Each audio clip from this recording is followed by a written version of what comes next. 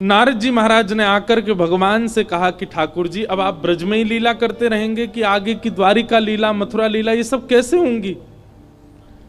ठाकुर जी बोले, सांची पूछो नारद, तो मैं भूल चुका हूं कि मैं परमात्मा हूं, मैं भूल चुका हूं कि त्रिलोकी स्वामी हूं। आप सब देवता मंत्रणा करके कुछ ऐसा व्यवस्था करो ना कि कोई और संभाल ले वैकुंठ को, कोई और कर ले आगे की लीला। मैं इन ब्रजवासियों के बगैर रह नहीं पाऊंगा, और मैं तो फिर भी चला जाऊंगा क्योंकि मैं परमात्मा हूं, मेरे अंदर मोह नहीं है। पर ये ब्रजवासी, इनको तुमने झूठे को जाकर अगर बोल दिया ना कि श्री कृष्ण जा रहे हैं, इनके प्राण निकल जाएंगे। मुझे जाता हुआ देखना तो इनके लिए सबसे बड़ा दुर्भाग्य होगा। नारद जी ने बैठ करके भगवान से बहुत देर चर्चा की और ठाकुर जी से कहा, नाथ आपको आना पड़ेगा और कोई उपचार नहीं।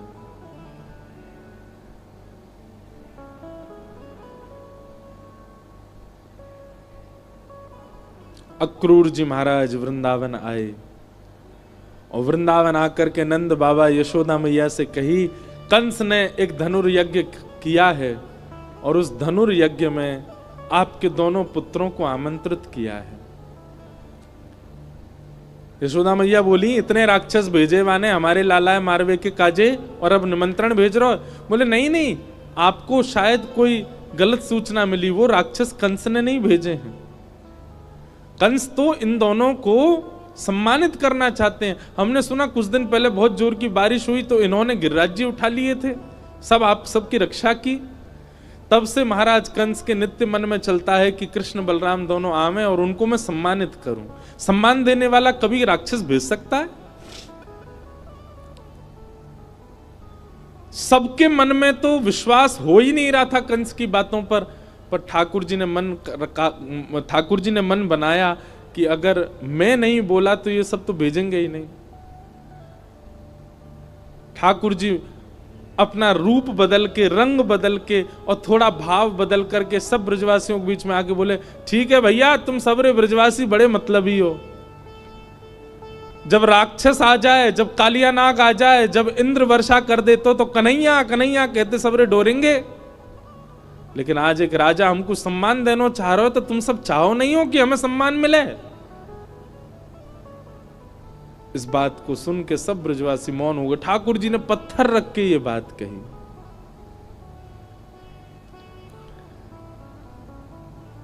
अक्रूर जी महाराज ले जाने के लिए आए हैं श्री ठाकुर जी को।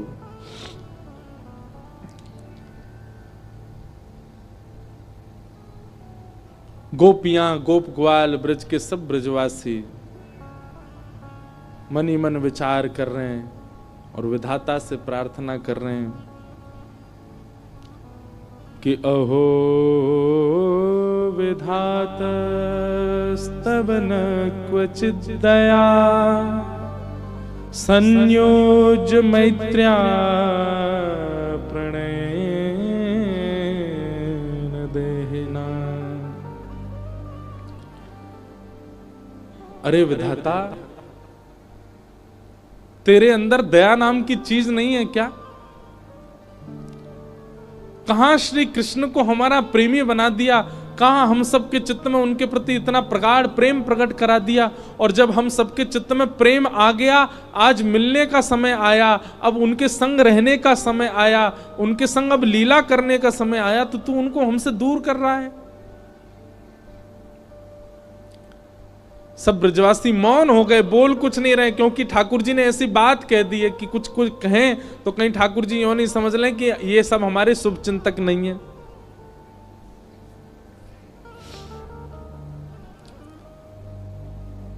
सब ब्रजवासी आज अपने घर नहीं गए, नंद भवन के द्वार पर बैठे हैं और पूरी रात सब सूर्य नारायण से प्रार्थना कर रहे हैं, हे सूर्य नारायण, आप कल उदित मत होना, क्योंकि आपके उदित होते ही लाला हमें छोड़ के चलो जाएगो। रात में यशोदा मैया श्री ठाकुर जी को अंग से लगा करके सो रही है, लिपट के सोते हैं मैया से। मैया को तो थोड़ी घबराहट हो रही है कि मेरो लाला 2 दिन के काजे मथुरा जा रहा है, पर ठाकुर जी के हृदय में तो इतनी वेदना है, इतनी वेदना है। बार बार मैया के वक्ष में अपना मुख रख देते हैं और बार बार मैया के तन की सुगंधी को ठाकुर जी भीतर लेते हैं, रोने लग जाते हैं, नेत्रों से अत्यंत आंसू गिरते हैं कि अब ये सुगंधी मुझे कभी नहीं आएगी। अब मुझको नींद कैसे आवेगी मैया से लिपटे बगैर? मैं कैसे बताऊं मैया को कि मैं छल कर रहा हूं इनके संग, अब मैं चलो जाऊंगा। मैया के एक एक अंग का स्पर्श ठाकुर जी अपनी स्मृति में ले रहे हैं। मैया के हाथ कैसे हैं, मैया को वक्ष कैसो, मैया को मुख कैसो, मैया को पेट कैसो, मैया के चरण कैसे, ताकि जब जब याद आवेगी मथुरा जावे के बाद तब तब अपने हाथन को स्पर्श करके स्मरण कर ले करूंगा।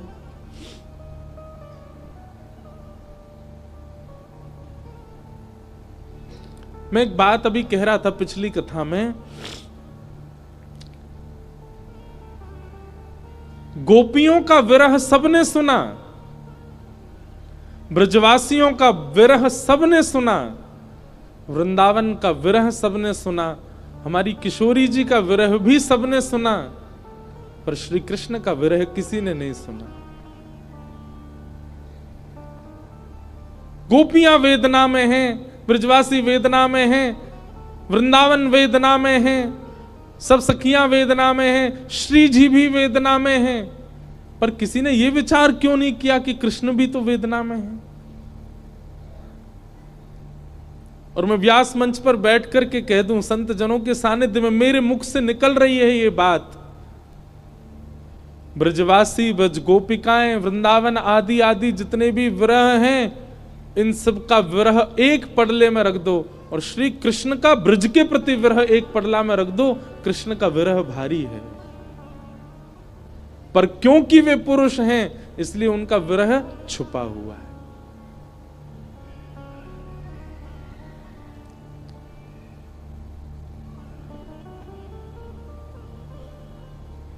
ठाकुर जी कैसे संभाल रहे हैं बंधुओं, देखो, पीड़ा चित्त में होना और वही पीड़ा मुख पे आ जाना ये एक सामान्य विरह है, पर पीड़ा चित्त में होना और मुख पे ना आने देना ये एक विशेष विरह है जो श्री कृष्ण का है।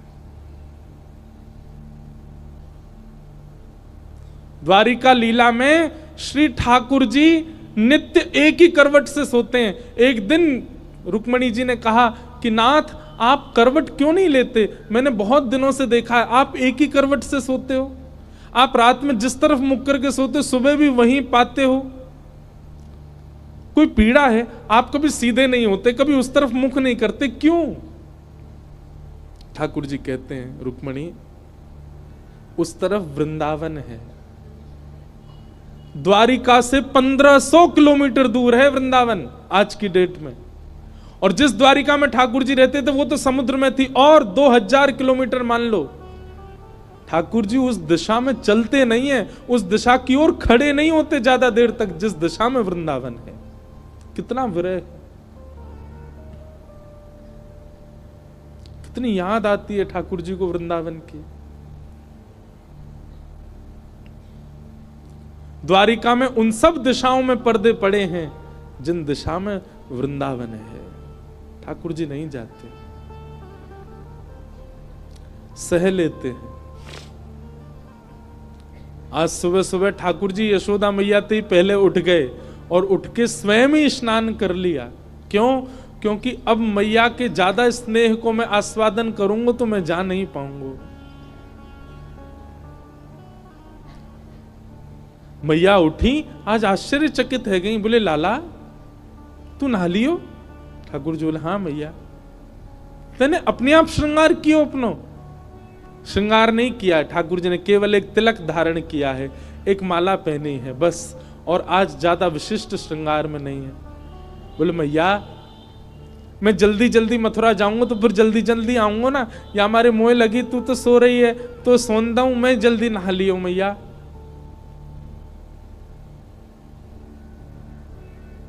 यशोदा मैया थोड़ी सी विचलित तो हुई आज तक ऐसा नहीं हुआ था।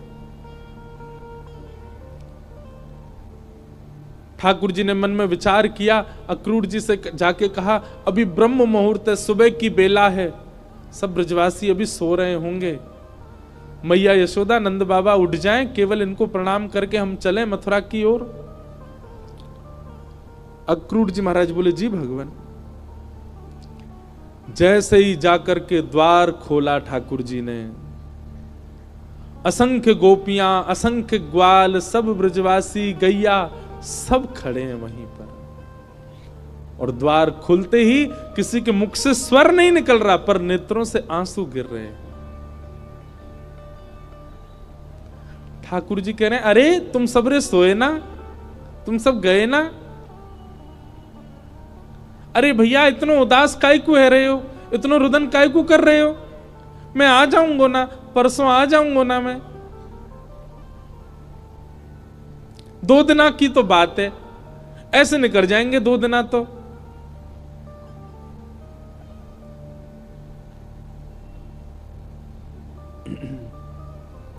देखे बिन कान्हा जब मन नाही माना, इन आंखों से आज हमने ब्रह्म पहचाना। कृष्ण चरण कमलों में मन को लगाना, इन गोपियों का ताना ये उल्हाना, दर्शन का बहाना है। गोपियां बहाने बना बना करके आती हैं। घर में मक्खन धरोए फिर भी जबरदस्ती मक्खन लेवे जामे कि या बहाने कन्हैया दिख जाएगो। घर में गैया बंधी है, गोबर धरोए, पर गोबर लेवे के काजे जबरदस्ती नंद भवन में भीतर घुसे कि कन्हैया दिख जाएंगे। इन बहानों से श्री कृष्ण को नित्य देखने वाली गोपियां वो 2 दिन बिना कृष्ण के कैसे रहेंगी? भगवान के सखा मधुमंगल, श्री दामा, तन सुखा, मन सुखा, धन सुखा, सुबल, तोष, सब एक कोने में बैठे। मधुमंगल आके बोले लाला तू जा तो 2 दिना को रहो, लेकिन तने एक बार भी विचार नहीं कियो ये श्री दामा ये सुबह उठते या को नियम है 11 वर्ष थे। भगवान के अधिकतर सखा सब ठाकुर जी से बड़े हैं उम्र में। हमारो नियम है 11 वर्ष थे। हम रोज सवेरे उठ करके आंख बंद करके पहले नंद भवन आमे, सबसे पहले 13 मुखमंडल देखें, वाके बाद जलपान करें लाला। तो देखे बगैर हमारे जल हलकते नीचे ना उतरे। और तू 2 दिना के काजे हमें छोड़ के जा रहा हो, हम कैसे जीवित रहेंगे? ठाकुर जी स्तब्ध हो रहे हैं, मौन हो रहे हैं। कहां समझाएं, अब शब्द नहीं है ठाकुर जी के पास। भगवान किशोरी जी के पास गए, चरणों में प्रणाम किया। राधे राधे, ये स्तुति ठाकुर जी ने ही गाई है, आज भी बरसाने में गाते हैं सब। ठाकुर जी गा रहे हैं, राधे राधे करुणामयी कृष्ण प्यारी, मेरी सुधली जो श्री वृषभानु दुलारी, मेरी सुधली जो श्री वृषभानु दुलारी। हे श्यामा जी, आप तो सब जाने, इस विश्व के कल्याण के लिए, उद्धार के लिए मेरो ब्रज से जानो कितनो जरूरी है। आप तो सब जाने श्यामा जी, मुझको आज्ञा दो। हे मनोहारिणी रासेश्वरी रस रूपा, हे रासेश्वरी रस रूपा, ब्रज विलासिनी ब्रज भामिनी ब्रज की भूपा, ओ ब्रज विलासिनी ब्रज बासन ब्रज की भूपा, ललितादिक सहचरी सर्वज्ञ स्वरूपा, ललितादिक सहचरी सर्वज्ञ स्वरूपा, मेरी सुधली जो श्री वृषभानु दुलारी, ओ मेरी सुधली जो श्री वृषभानु दुलारी। हे श्यामाजू, बस आगे की यात्रा में आप मुंह पे दृष्टि रखी हो। ठाकुर जी बिना नेत्र मिलाए चर्चा कर रहे हैं। किशोरी जी कह रही हैं, श्याम सुंदर या को उत्तर मुंह कहां देना चाहिए, आप ही बता के जाओ। ठाकुर जी बोले क्यों? बोले प्रेमी यदि जा रहे हो है तो दूसरों प्रेमी वाकु रोके नहीं, तो फिर प्रेम काय बात को? प्रेमी जा रहा है तो प्रेमी तो वाकु रोकेगो। लेकिन आप शुभ कार्य के लिए जा रहे हो, मानव कल्याण के लिए जा रहे हो, और शुभ कार्य में यदि कोई जा रहा हो तो उसको टोकना नहीं चाहिए। आप जा रहे हैं विश्व के कल्याण के लिए, मैं आपको रोकूं कैसे, मैं टोकूं कैसे? और मेरो प्रेमी जा रहा है और मैं रोकूं नहीं तो प्रेम कैसा? मुझे कहा करना चाहिए श्याम सुंदर, आप बता के जाओ। आपको आज्ञा दे दूं तो फिर मैं प्रेमी कैसी, जो अपने प्रेमी को दूर जावे की आज्ञा दे रही हूं? मैं टोक दूं, रोक दूं तो शुभ कार्य में टोक लग जाएगी। और मैं कछु ना कहूं तो प्रेमी जा रहा और मैं कछु ना कहूं तो फिर प्रेम कैसा? मैं कहां कहूं, मुझे कहां उत्तर देना चाहिए? हे श्याम सुंदर बता के जाओ। ठाकुर जी कुछ नहीं बोले, बस चरणों की ओर देखते रहे किशोरी जी की, और रथ में विराजमान हो गए। निर्वाक हैं, निरुत्तर हैं, निरशब्द हैं। रथ जैसे ही आगे बढ़न लगो, सब ब्रजवासियों के नेत्र सजल हो गए। नेक दूर गयो। यहां अक्रूर जी ने इतनी देर में यशोदा मैया को सब सच बता दिया था। मैया, जे तुम्हारो लाला ना है, जे देवकी को लाला है। कंस से रक्षा के लिए 11 वर्ष पूर्व वसुदेव जी इस बालक को लेकर के आपके पास आ गए थे, और आपकी बालिका ले जाकर के कंस को दी थी, जो कि अष्टभुजी देवी बन गई थी। अब जे लाला अपनी जन्मदात्री मैया के पास जा रहा हो, मैया है सके कि अब लौट के नहीं आवे। आप कृपा करो। अक्रूर जी को नहीं बताना चाहिए था यशोदा मैया को, पर उन्होंने बता दिया।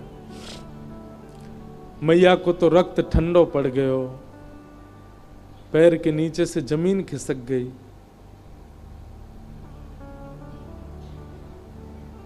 ठाकुर जी रथ में बैठ करके जैसे ही जाने लगे, थोड़ी देर बाद जब रथ के चाबुक की आवाज आई, रथ के पहियान की आवाज आई, तब मैया को होश आयो और निकल के भागी अपने भवन से। कान्हा रुक जा, अरे लाला रुक जा, कन्हैया नेक डट जा। मैया की आवाज सुनकर के श्री ठाकुर जी चलते रथ से कूद पड़े, दौड़ करके आए, मैया के अंग से लिपट गए। मैया तू काय को रो रही है? मैं आ रहा हूं ना, परसों आ जाऊंगा। मैया तू रोवे मत, ऐसे करेगी तो मैं किस जाऊंगा? लाला, मैया सर्वांगीण अंग का स्पर्श करती जा रही है ठाकुर जी के, और कह रही है लाला मोए जो पता ही तू गोपीन ते झूठ बोले, तू गालन ते झूठ बोले, सबन ते झूठ बोल ले, लेकिन आज तू मोते झूठ बोल रहा है। मुझको सब पता चल गई लाला, तू मेरो लाला ना है, तू तो देवकी को लाला है। कंस से रक्षा के काजे अक्रूर जी महाराज तो मेरे पास छोड़ गए, वसुदेव जी महाराज तो मेरे पास छोड़ गए। 11 वर्ष 56 दिना तक मैंने तेरो पालन पोषण कियो, मक्खन खावे के काजे तो को छड़ी दिखाई, उखल में बांध दियो, कभी तेरे पीछे छड़ी लेकर के भागी, कभी तेरो कान मरोड़ दियो, कभी तेरो हाथ जोड़ते पकड़ लियो लाला, ऐसो कोमल सो मेरो लाला। आज मुझको ग्लानी है रही है, मैंने क्यों कियो ये सब? नाय मैया, तू मेरी मैया है, तू सब कर सके, तो को सबरो अधिकार है, तू अबई मोको मार ले मैया, तो को सब अधिकार है मैया, मैं तेरो ही तो हूं। लाला तेने बहुत प्रेम दियो मोको, तेने बहुत स्नेह दियो मोको, पर मैं इतनी निष्ठुर नहीं हूं कि एक मैया के प्रेमास्पद को हमेशा के लिए अपने पास रख लूंगी। मैं भी तो मां हूं, मैं भी तो समझूं कि बालक के बिछुड़वे को कष्ट कहा हुआ, आज समझ रही हूं।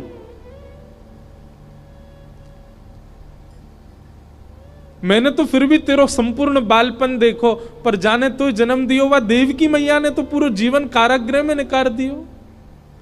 और आज भी अगर मैं तो को रोक लूंगी लाला, तो मैं देवकी के संग बहुत बड़ा अत्याचार करूंगी। वैसे तो में मेरे प्राण बसे, है सके कि तू यहां तक गयो और शायद है सके कि मैं जीवित हूं ना बचूं लाला, लेकिन अब समय देवकी को प्रसन्न करवे को है। तू जा, मुझको एक वचन देके जा लाला, तू देवकी को नहीं बताइयो मैंने तेरो हाथ पकड़ो, कान मरोड़े, तो को उखलते बांधो, और दूसरो वचन देके जा लाला। कहा तो कुछ जब भी खबर पड़े कि यशोदा मरणासन अवस्था में है, वह समय आ जाइयो मेरे पास, तो को निहार लूंगी, तो को देख लूंगी लाला, तो चैन ते प्राण चले जाएंगे मेरे।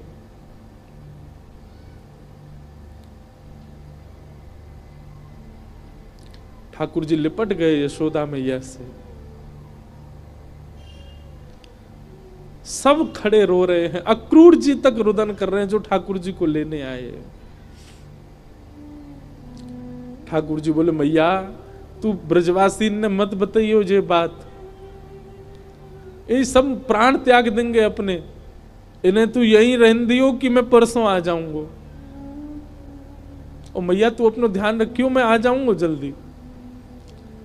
चरणों में प्रणाम करके जैसे श्री कृष्ण मुड़े हैं रथ की ओर, यशोदा जी मूर्छित हो गए।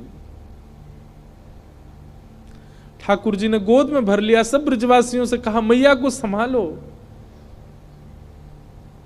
सब ब्रजवासी संभालने लगे। बार बार ठाकुर जी मन में विचार करें मैं नहीं जाऊं, पर ब्रह्मांड दिखाई देवे, त्रिलोकी दिखाई देवे, द्वारिका दिखाई देवे, जीव उद्धार दिखाई देवे, हम मानवन को कल्याण दिखाई देवे, गीता को उपदेश दिखाई देवे, महाभारत को युद्ध दिखाई देवे, अर्जुन पे कृपा दिखाई देवे। इन सब के आगे ब्रज का प्रेम तोलने का विषय नहीं है, पर अगर ये प्रेम को त्याग नहीं कियो तो वो सब नहीं है पाएगा। कलयुग में सब लोग प्रेम जानने वाले समझने वाले नहीं हैं, सब स्वार्थ से मेरी भक्ति करेंगे। ऐसे स्वार्थियों के लिए भी मुझे कुछ ज्ञान तो देना पड़ेगा।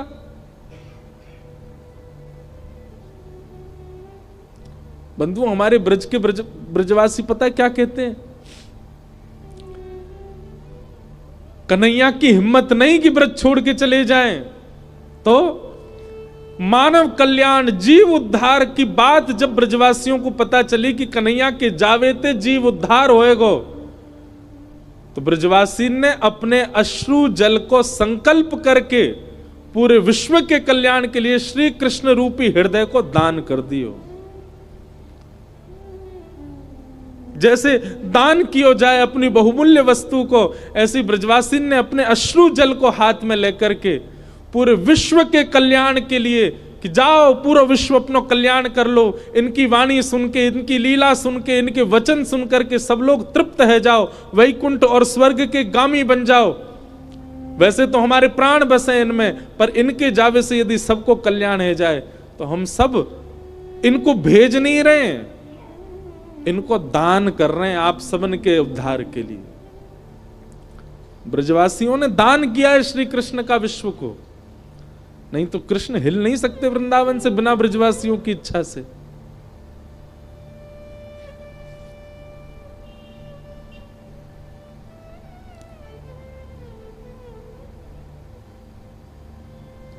सब देख रहे हैं रथ की ओर। मधुमंगल श्रीदामा चर्चा कर रहे हैं, बोले सुन देखियो लाला अभी आवेगो वापस, वो हमारे बिना रह ही ना पावेगो। इतनो स्नेह इतनो प्रेम जो वाकू दे दियो, जा ही ना पावेगो।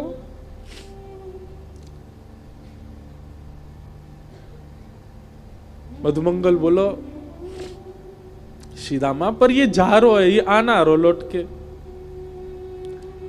आज हमें लाला पे संशय ना है रो, हमें अपने प्रेम पे संशय है रो कि क्यों ना आ रो जी लौट के। रथ दिखता रहा खड़े रहे, ध्वजा दिखती रही खड़े रहे, और जैसे ही रथ दिखना बंद हुआ, ध्वजा दिखनी बंद हुई, नहीं आए ठाकुर जी लौट के। असंख्य ब्रजवासी वहीं मूर्छित हो गए ठाकुर जी को बिना देखे। नंद बाबा बोले अरे मधुमंगल श्रीदामा, ए भैया ये कहा कर रहे हो, देख परसों आ जाएगा लाला, ये देख सब मूर्छित है गए, जल्दी जा संभालो। सब ब्रजवासी इनको लगायो, कोई जल लेके आ रहा हो, कोई जल पान करा रहा है, गोपी इनको ले ले करके घर की ओर भाग रहे हैं। ऐसी विरह वेदना सबके चित्त में है रही है। अरे केवल मानवों की बात नहीं है, गौशाला में बंदी 9 लाख से अधिक गैया, वो उनके बछड़ा भी दूध नहीं पी रहे हैं आज, उनकी बछिया भी आज दूध नहीं पी रही है। सब केवल अपने कान उठा के श्री कृष्ण को खोज रहे हैं। बंधुओं एक बात कहूं आपसे, लिख लीजिएगा, बद्रीनाथ आपको मुक्ति दे सकता है, जगन्नाथ आपको महाप्रसाद देंगे, द्वारिका आपको सुख देगा, रामेश्वरम आपको पुण्य देगा, वृंदावन केवल विरह दे सकता है। केवल विरह है वृंदावन के पास, केवल प्रेम है वृंदावन के पास। पुण्य की कामना से वृंदावन मत जाओ, वैकुंठ की प्राप्ति की कामना से वृंदावन मत जाओ। वृंदावन केवल विरह समेटे हुए है अपने अंदर।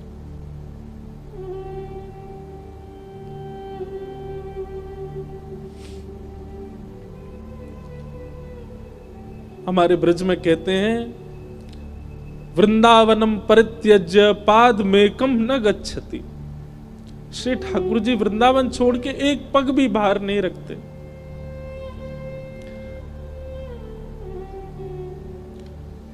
तन गया है ठाकुर जी का द्वारिका मथुरा, आत्मा तो आज भी वृंदावन में ही है, प्राण तो अब भी वृंदावन में ही है श्री ठाकुर जी के। वो कभी नहीं जा सकते वृंदावन छोड़ करके। क्यों ब्रजवासियों के प्राण नहीं निकल गए कृष्ण विरह में? क्योंकि अब स्थूल रूप से भले ही कृष्ण नहीं दिख रहे हैं, सबके अंतस्थ में श्री कृष्ण बैठ गए हैं। गोपियां नेत्र बंद करके अपने अंतस्थ में ही अनुभव कर रही हैं। ऐसा लगता है कृष्ण छू रहे हैं, पर आंख खोल के देखती हैं तो है नहीं। ये अनुभव ब्रजवासियों को जीवित रखता है। प्रत्यक्ष में वो स्थिति नहीं है।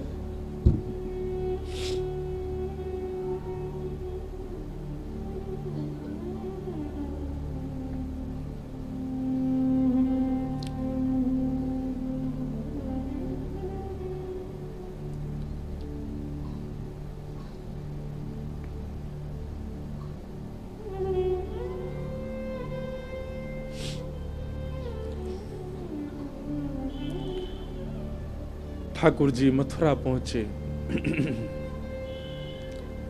मथुरा आकर के श्री ठाकुर जी ने कुबला पीड़ हाथी का वध किया। अब ठाकुर जी की लीला में आपको ऐश्वर्य ज्यादा दिखेगा, क्योंकि प्रेमी श्री कृष्ण तो वृंदावन ही रह गए। ऐसा भी कहूं कि ठाकुर जी का स्वभाव वृंदावन में रह गया, अब प्रभाव आगे आ रहा है। वो चंचलता, वो मधुरता, वो प्रियता, अब सब ठाकुर जी ने उसको गौड़ कर लिया। अब ठाकुर जी परब्रह्म की भांति लीला कर रहे हैं, मानो अपने परब्रह्मत्व पर ही ठाकुर जी को क्रोध आ रहा है कि मैं क्यों हूं जिसके कारण मुझे ब्रज छोड़ना पड़ा। कुबल्या पीड़ हाथी का वध कर दिया, जितने मल्ल थे कंस के कंस के रणभूमि में सबको मार दिया ठाकुर जी ने। और 50 सिड्डी ऊपर बैठे हुए कंस को देखा, एक छलांग मार करके ठाकुर जी उसके पास पहुंच गए, दोनों भुजाओं में कंस को उठा करके पृथ्वी पर पटक दिया, गिरते ही कंस के प्राण निकल गए। भगवान तुरंत कारागृह की ओर दौड़े। बंधु एक बात कहूं, ठाकुर जी का एक खेल है, विरह और संयोग, संयोग और वियोग। जिस किसी को भी संयोग का अनुभव हो रहा है, तैयार रहना, वियोग आएगा जीवन में, क्योंकि ये खेल है श्री कृष्ण का। वो ऐसे ही करते हैं, जिसको संयोग देते हैं उसको वियोग देते ही हैं। और जो कोई भी रुदन कर रहा है, जिसके भी चित्त में वियोग, जिसके भी जीवन में वियोग है, परेशान मत होना, एक दिन संयोग होगा। 11 वर्ष 56 दिन पहले छोटी से एक दिना के ठाकुर जी मैया को छोड़ के चले गए, उनको वियोग दे दिया।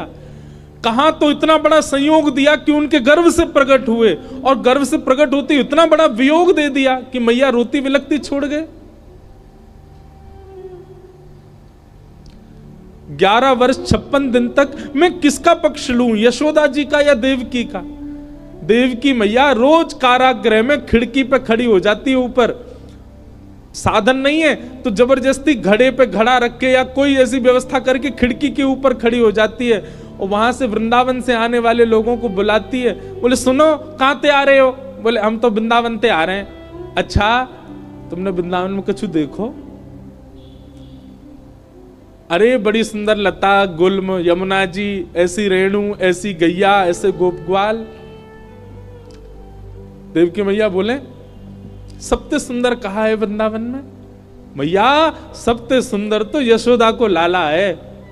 अरे मैया कैसो चले, कैसी बात बनावे, कैसे नैन मटकावे, वाके अंदर तो ऐसी सुगंधी आवे।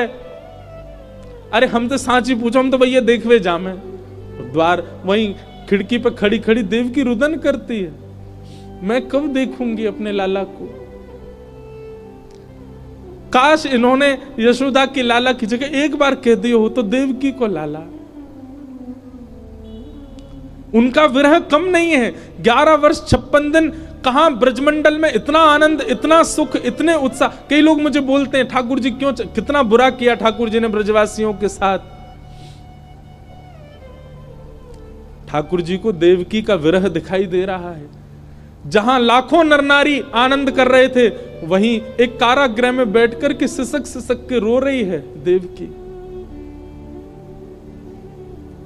पता चला जब देवकी को कि मेरे लाला ने गिरिराज जी उठाए हैं, 7 दिन तक अन्न जल नहीं पाया, केवल जल पी करके व्रत कर रही है कि मेरे लाला स्वस्थ रहे, मेरे लाला को कोई पीड़ा नहीं हो। जैसी पता चलती कोई राक्षस वृंदावन चलो गयो है, देवकी मैया उसी समय तप में बैठ जाती। हे विधाता, आप जैसे कहेंगे वैसे जीवन जीऊंगी, पूरी युवावस्था मैंने जेल में निकाल दी, बस मेरे लाला को स्वस्थ रखी हूं, प्रसन्न रखी। आज 11 वर्ष 56 दिन बाद उस कारागृह में चंदन की सुगंधी आ रही है। उस कारागृह की ओर एक प्रकाश आ रहा है। जैसे देवकी मैया ने कारागृह के द्वार से झांक करके देखा, श्याम वर्ण है, मधुर कटाक्ष नेत्र हैं, अद्भुत अधरामृत है, घुंघराले केश हैं, सुंदर पटका डाले हैं श्री ठाकुर जी, त्रिभंग लली श्याम सुंदर टेढ़ी सी चाल चलते भय आ रहे हैं मैया की ओर। जैसे ही मैया ने देखा, देखते ही मैया तो न्योछावर हो गई लाला पे। मेरो कन्हैया आ गयो, मेरो लाला आ गयो। जेल के भीतर ही नृत्य करने लगी। ठाकुर जी दौड़े मैया के पास, ताला खोल के भीतर प्रवेश किया। मैया ने अपने अंक में भर लिया। 2 बार मूर्छित हो गई देवकी, ठाकुर जी को अंक में भर के। ठाकुर जी ने बहुत स्नेह किया। मैया ने लाला को हाथ पकड़ लिया और पकड़ करके बोली, लाला अब तू नहीं जाएगो मुझे छोड़ के, कहीं नहीं जाएगो, कभी नहीं जाएगो, वचन दे मुझको, नहीं तो प्राण त्याग दूंगी। ठाकुर जी के चित्त में यशोदा का भी स्मरण होता है। देवकी मैया, मैया मैं तो वचन दे रहा हूं, अब नहीं जाऊंगा, अब तेरे पास आ गया, तेरे पास ही रहूंगा मैं। श्री कृष्ण का विरह कौन सुनाता है? श्री कृष्ण का विरह कौन गाता है? उनकी वेदना कौन समझ पाता है?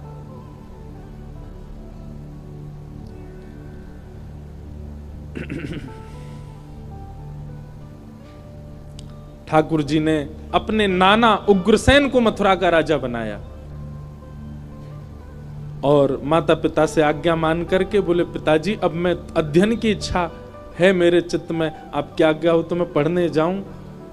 वसुदेव देवकी की आज्ञा से श्री ठाकुर जी सांदीपनी गुरुकुल अवंतिका उज्जैन पढ़ने के लिए गए और वहां सांदीपनी उपाध्याय के यहां श्री ठाकुर जी ने संपूर्ण शिक्षा ग्रहण की। वहीं ठाकुर जी को सुदामा नाम के मित्र मिले। लौट करके भगवान आए, उद्धव जी महाराज को